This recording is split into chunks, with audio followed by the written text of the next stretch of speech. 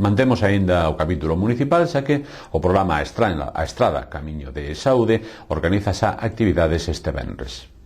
A Estrada Camiño de Saúde organiza este venres ás 6 da tarde un torneo cuadrangular de fútbol 7 no que participarán os equipos de categoría de Benxamíns do Callobre e do Sporting.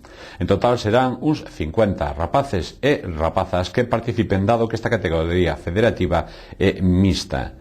O torneo consistirá na celebración no campo de fútbol de Figueroa de 2 partidos de fútbol 7, no que non haberá ningunha declaración formal de gañador, xa que se pretende que os auténticos campións sexan a saúde e a promoción dos hábitos deportivos.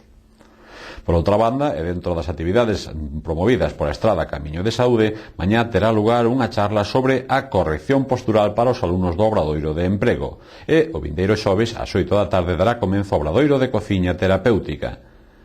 Finalmente, o domingo, ás 10 da mañá, no entorno dos xardíns municipais, partirá unha nova ruta ciclista por terras estradenses. O luns será o inicio do reparto de froita nos recreos dos colexios, iniciativa que xa se puxo en marcha durante o curso anterior con moi boa acollida.